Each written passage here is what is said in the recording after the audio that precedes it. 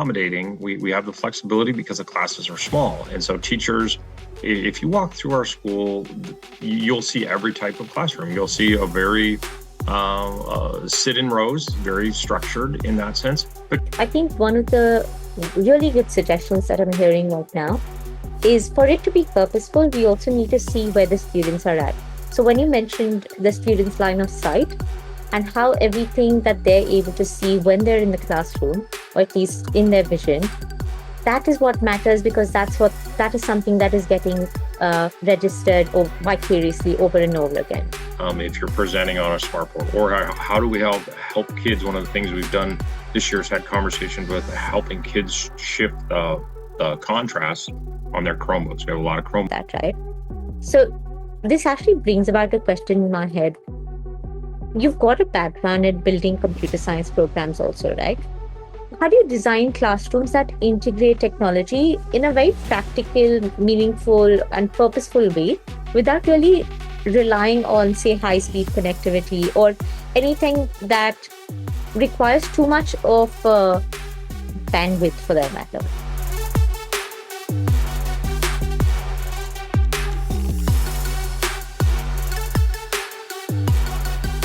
So hello and welcome everyone. Welcome to this podcast with TomoClub. When we think about improving student learning, we often talk about curriculum and instruction. But what about the physical space itself? How do the four walls of a classroom shape a child's ability to focus, connect, and thrive? So today we're exploring this question from a very unique and vital perspective from the small rural school. We're joined by James Kapptie, the Superintendent of Ekalaka Public Schools in Montana. With deep roots in the community and experience in both teaching and technology integration, he brings a practical and a very real-world lens to leadership. So, James, thank you for being here and agreeing to be a part of this podcast. Well, Chelsea, I'm super excited. It's always fun to talk about the good parts of education and how we continue to improve and evolve it, for sure. And you've been leading a district that's described as the heart of the community. So before we dive into the design, can you paint a little picture for us of what a typical classroom looks like at Ekalaka? So our elementary and high school are side by side, and so our kids use the same lunchroom. And so just to start with, we share staff across both buildings. And so a classroom might have a senior or junior in high school in it, but it also might have a kindergartner in it helping out, or vice versa in that sense. And so classrooms are definitely accommodating. We have the flexibility because the classes are small. And so teachers, if you walk through our school, you'll see every type of classroom. You'll see a very sit in rows, very structured in that sense. But you'll also see classrooms where the desks are all kind of pushed to the side. There's wobble chairs. Kids are writing on the floor. Kids are writing on dry erase boards on their desk. All of those kind of things. And so it's a continual conversation to every space in our building as a learning space. And so how do we make it a learning space, and how do we use our cafeteria? How do we use our gym space? How do we use our shop space to just give kids that opportunity? On the other side of that, our classrooms aren't always in our building. It's very much a rural community, as you said, and ranching and farming is a big deal. And so we try to incorporate, when kids have to be out of school and go different places, that those are also, how do we build learning into those? I mean, currently we're working on a class that is all about ranching, as far as cattle raising and how do you manage cattle and all of these different pieces. So we try to embrace our community and make the needs of our community fit for our kids as well. Right. So it truly is the heart of the community, is what I'm hearing right now. What were your thoughts, or it was at least, what is your thought process in having all the teachers build their own classrooms, or at least create physical setups that work best for the students? So what are your thoughts on that? And how did that become a norm for your school? So, in a past life, I was a tech director. And so, when you start down the path of looking at classrooms and technology and just physical space, you oftentimes get sold something. There we get a really good deal on these smart boards or Chromebooks or iPads or whatever that piece of equipment is. And oftentimes, none of those things fit in this classroom. But yeah, we'll just get them because we can get them, and so we're just one size fits all. And so in that part of my career, really focusing on technology and equipment with a purpose. Let's get the right equipment in your room, whether that when you start to think about technology or start to think about desk. But if you need iPads in your room, let's get iPads. If you need Chromebooks, we live in a world where we can make those things work. We don't have to just have one thing. And so if you want teachers to buy in and want to use that equipment, then they have to have the equipment that they need in their classroom. Not a kindergarten teacher maybe has no need for the same equipment that a high school math teacher has. And so really, that idea of everything being purposeful in the classroom, technology, equipment, your classroom is your kingdom. So what do we need to help kids go above and beyond in your room? And that starts the process. And then it gets a little messy trying to figure out how to balance it, especially in a small school, how to, be able to purchase this or purchase that. But if you want teachers to own their classroom and be excited about being there, then you have to provide the tools and the space in that area. Right. So what I'm hearing is that the teachers have a lot of autonomy with what they want their classroom to look like, right? And the fact that they're able to come to you, or they're able to come to the administration and demand for what they require for their classroom. And it also goes to show the kind of trust that you have in your teachers. How did that come about? How did you build that sort of system, or at least that sort of relationship within the staff? So that's a really interesting question. So just quick background. So I started my teaching career in the district that I'm currently in Ekalaka. I left and came back, being recruited by a lot of the students and athletes that I had coached and taught when I was here 20 odd years ago. And those people are now parents, and they are super supportive of a vision for the school. So in the school, trust is a hard thing. It takes a while, especially in a small school and in a lot of places across the globe, really, where there's a lot of turnover in your administration. And so having a little bit of a background with the community has made that door open a little easier. But the staff and I mean, to say that they bring me all their wants and needs, they don't yet. They're still working on that, and we have kind of this. We started off the conversation a year ago with saying, "Please make me say no," and then I shifted that conversation after thinking about it, saying, "Well, let me say yes. Let me say yes."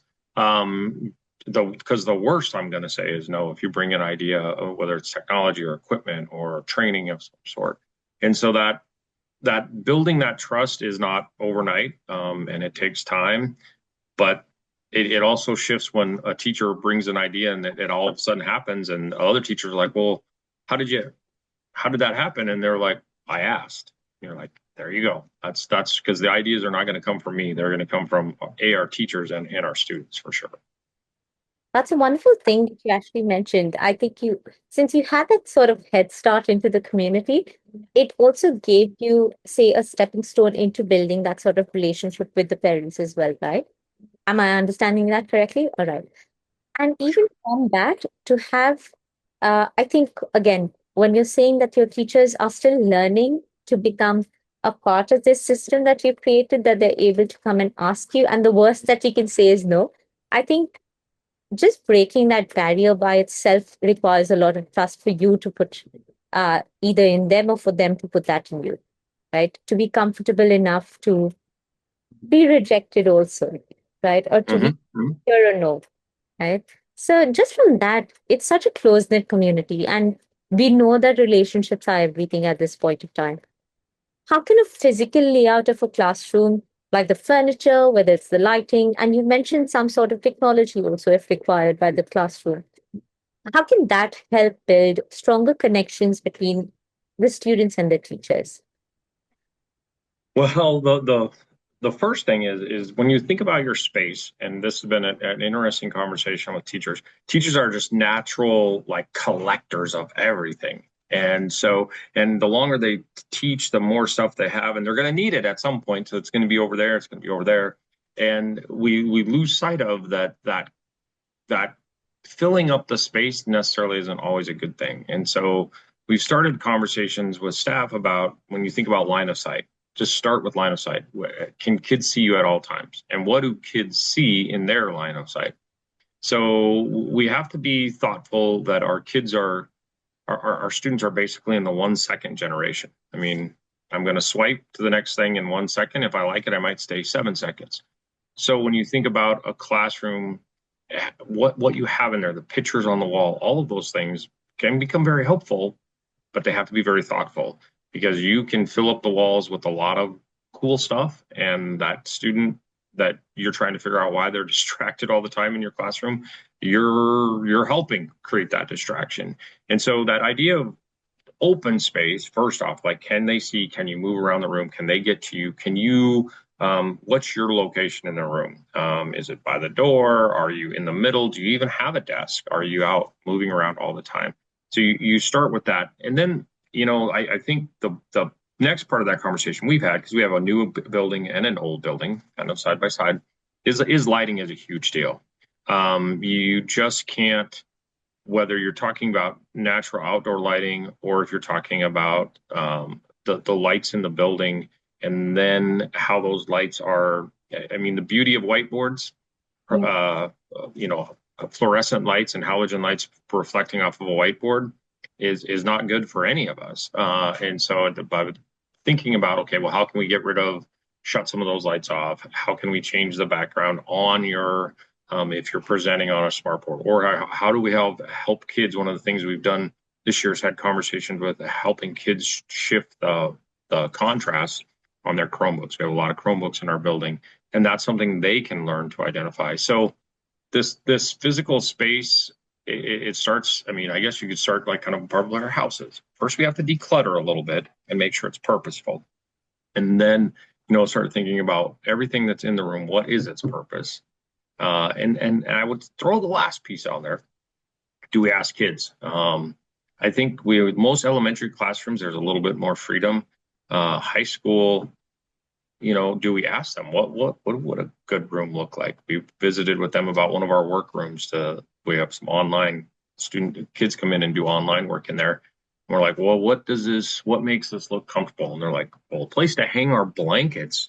So we can, and I would have never thought about that, when I was in school, but that is something they think about. So being on our side, being willing to ask the question, say, maybe we can't do it, but yeah, go from there.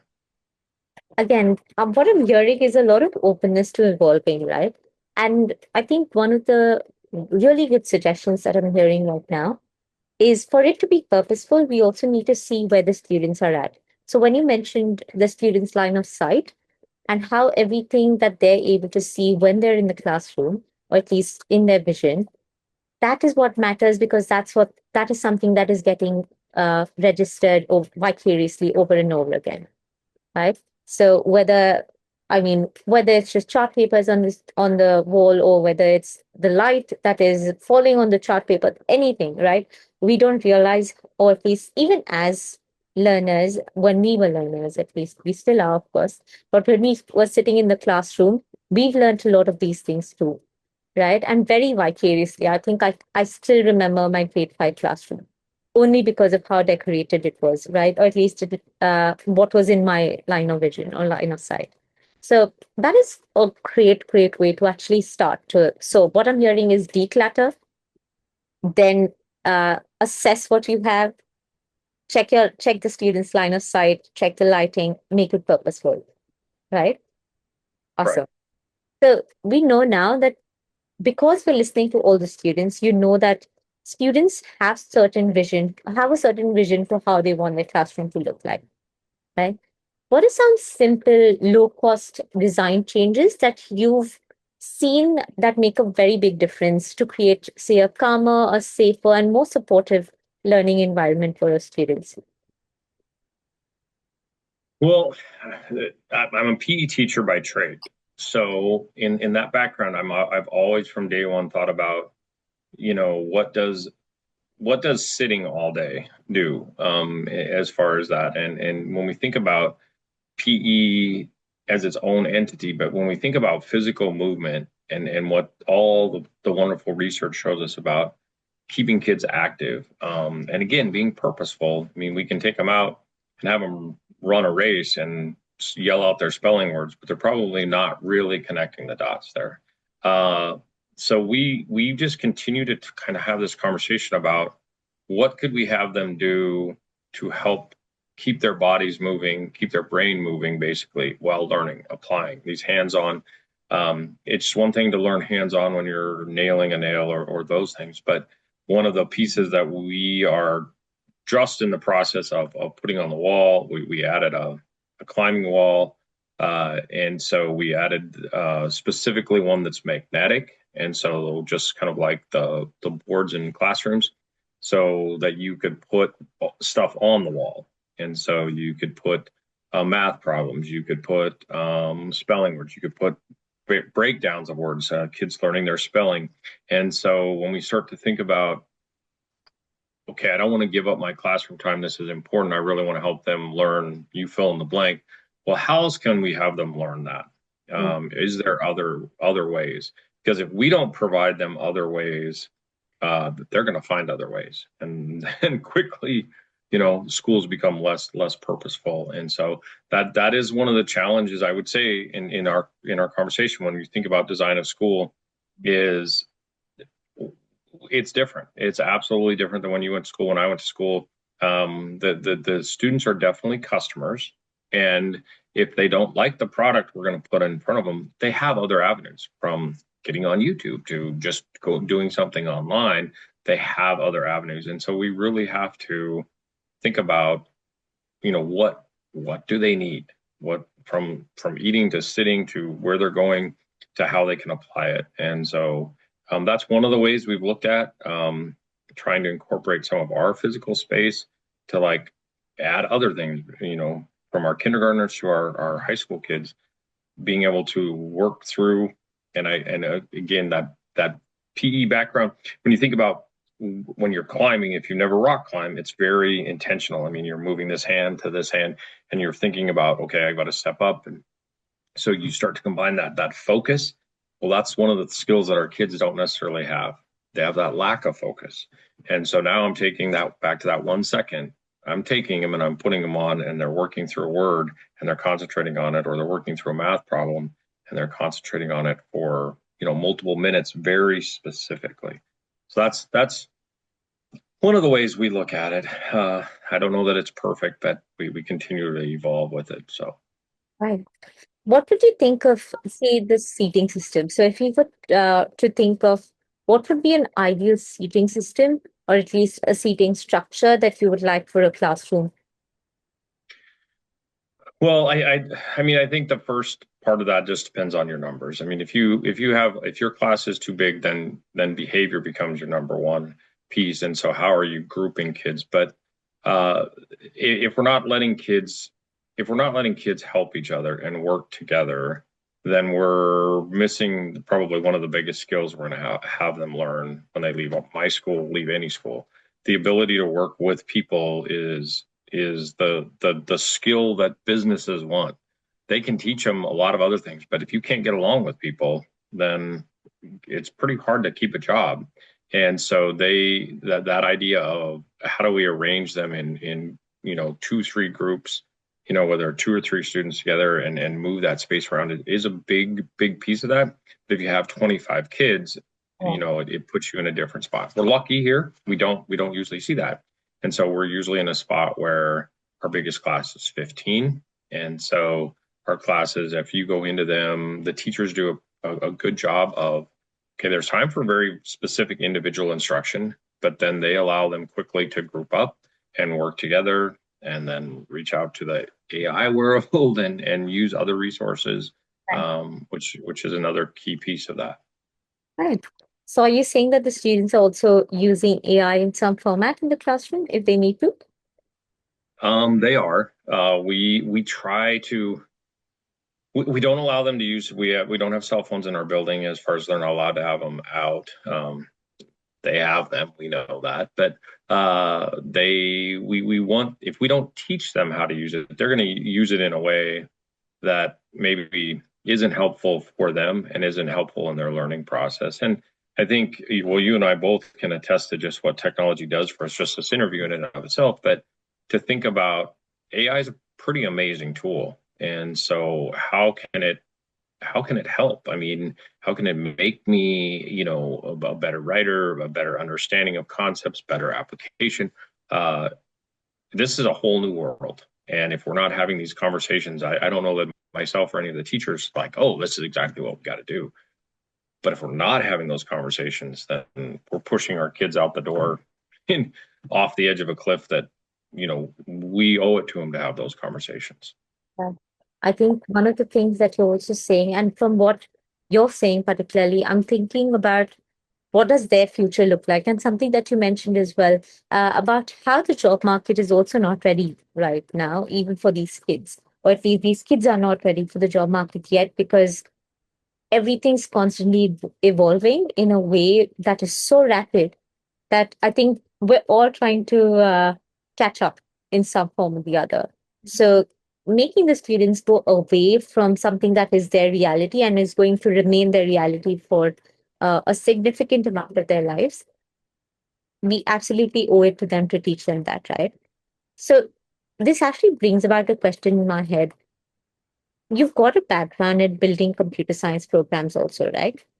How do you design classrooms that integrate technology in a very practical, meaningful, and purposeful way without really relying on, say, high speed connectivity or anything that requires too much of bandwidth for that matter? Yeah. That's a great. I mean, that it seems like that maybe is getting easier every day to not have to think about, but you do have to, and so the ability to, when you start thinking about a lot of programs where you can front load and download the video component that goes with it, so that it's not all being streamed live at that exact same moment, if you will. Those pieces are important, but it's tricky. I think the hardest part is we don't need technology to do things that paper and pencil is really good at. Yeah. And so, I don't need you to be on say Google Classroom or an online, portal doing a worksheet that you could very easily just do right in front of me. Like you could just have it, or you could be working through a problem. You could be showing me that. Um, so when you start down the conversation about technology and bandwidth, the first thing is going back to that earlier piece. What do you need? What is this going to do for my classroom that it couldn't do if I didn't have it? So do I need to watch a YouTube video? Well, we could download that. Okay. But this ability to live stream, just like you and I are having a conversation, that's pretty powerful. And for students in Ekalaka, to expose them to, I mean, our closest like city center is well over 2 hours away. And so the ability to have some of those conversations on the line are important. So our tech director is really good. And front planning in the sense of making sure we're not testing on that day, or there's not something else that's going to eat up our bandwidth. We have really good connectivity here, but when you that conversation, Yeah. the hard part is the teacher can't just be like, I'm just going to go out on this on my own. No, nothing's working. If you would have let other people in the building know, your administration, your tech director, it would have been like, okay, we know this is going to happen, so we're going to funnel down some other things that aren't, don't need a wide open bandwidth, and we're going to bring it back over here. So that communication, I guess, to kind of circle back to your question, is that's probably the biggest thing. When you don't have the great connectivity, you have to figure out a way to do that by communicating. But then there's, again, make sure if there's not technology needed, that you can do it without technology. Do it without technology. Yeah, I completely agree with that last line. If you don't need it, it's fine. Figure another way out, right? And I think all teachers are very natural problem solvers also. At least most of our teachers are right now. And even with minimal resources, they're able to create wonders in the classroom, right? So even from that perspective, we know that, and since we're talking about technology right now, and we've spoken a little bit about AI, there comes the biggest hurdle around teacher confidence also with AI. Have you encountered something like that in your school? The biggest, I guess the one thing with AI truly that is the struggle is I think my kids are a little bit more well versed than my student than my teachers, and I think that's probably common along every generation moving forward. When the internet hit the scene, kids were better at the internet than just getting online and doing things, and so I there's this. I truly feel like my teachers and teachers I've talked to about it, there is a fear like, well, Yeah. this is just going to replace me. And so I'm going to not use it because then I'm not going to like feed the beast that's going to replace me. And that shift is pretty impressive if you can get them to think that way and go, here's the deal. 10 years ago, if you were going to differentiate lessons for, your whole class, it was going to take you a lot of time. I can differentiate a lesson for my entire class, connect what we're reading, what the standards are to what they like in no time. Yeah. Or even more impressive, I can have kids lead that learning. And now that's where we really need to get say, okay, you really like cowboys. Okay, so what does what is this math standard? How does this apply to the ranching world? And they're coming up with an answer. They're thinking about it. I'm not doing any of that work. And so um, then I really get to have those light bulb moments. But getting teachers to see that is just a trick. And I mean, it just takes time. I'm sure. And the fact that they're still open enough to even talk about this, or at least have a conversation about this. I think even as a superintendent, what would be your suggestion, or at least your advice to other superintendents who are facing something like this right now? I would say put yourself out there in the sense of try to explain to your staff how you're using AI. And if you don't know how to use AI, then you need to have some conversations with other people because the first way to get people willing to take that risk is to show your human side and say, I'm willing to take the risk because we need to. It's what our kids need. Right. Absolutely. So, just the last question, actually, the last couple of questions that I do have. We've been speaking about, say, the classroom setup. We've been talking about technology in terms of integration into the classroom. Uh, and we've been talking about AI also. Just towards the end, what are your thoughts, right? You as a leader, you were brought in to stabilize leadership in this district, right? So, how does creating a stable and supportive environment for teachers and for students empower them to take risks and be more creative with their own classroom designs as well? Well, that's a really good question. In the sense of when like you have a vision, you know what the vision. We all, I mean, we joke with we're doing a book study on rowing the boat, but when we all are rowing in the same direction, maybe some of us row harder, don't, but we know the direction we're going, and so that when you have a leader in place for and that a while and it's stabilized, then we know where we're going. I may not agree with this. I may not. I mean, I may have to battle through this. I may have to understand this, but I know where we're going. Unfortunately, in schools, and we were victim to that for a while.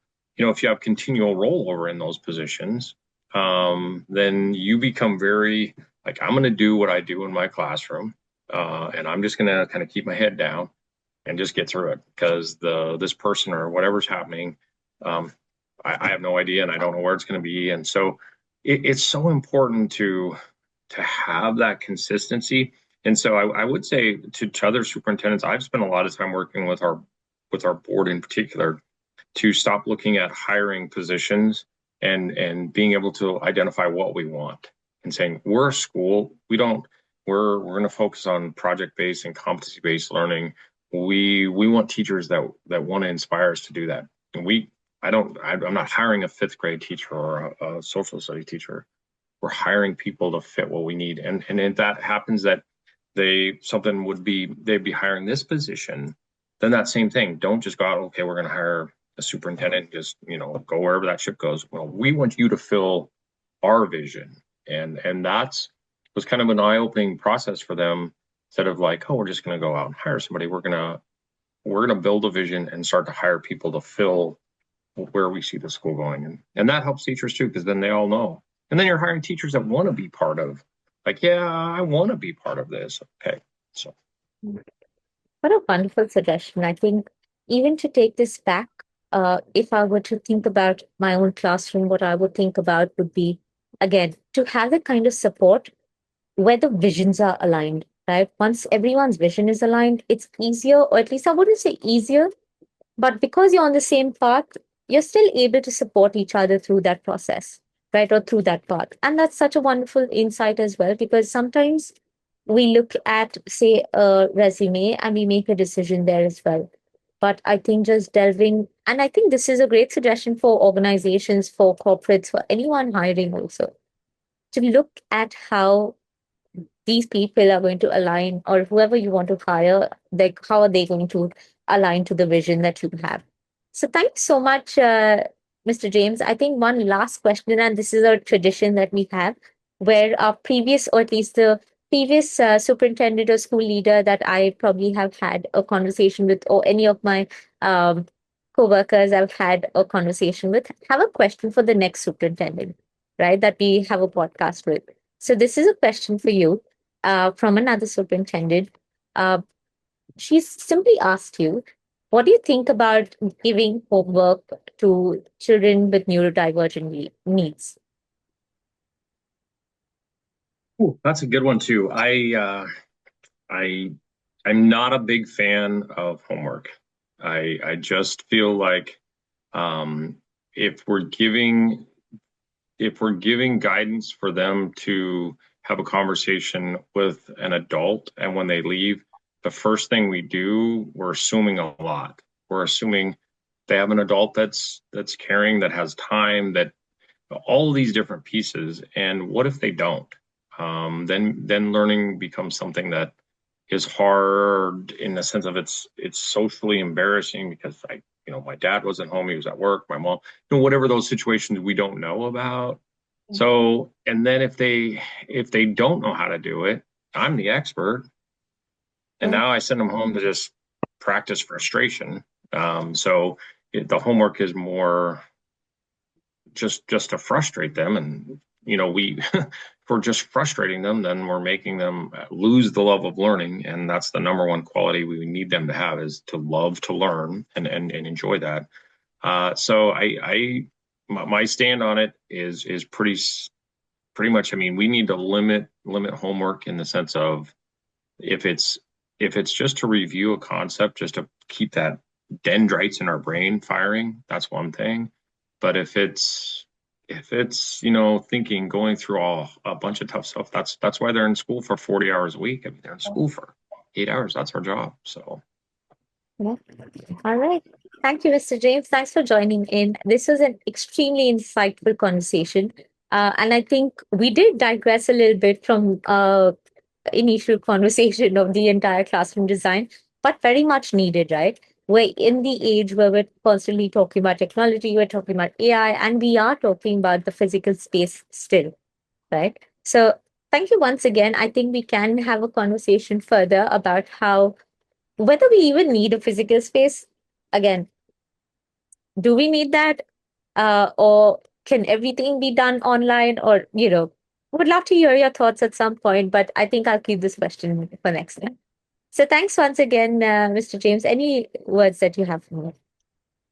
I appreciate the conversation, and the more conversations we have, the better we can accomplish. We all talk about doing what's best for kids, and oftentimes we don't do what's best for kids. So the more we know that, that we can do what's best, and we have to do what's best for kids. So All right. So thanks once again, and I hope you have a great rest of the day.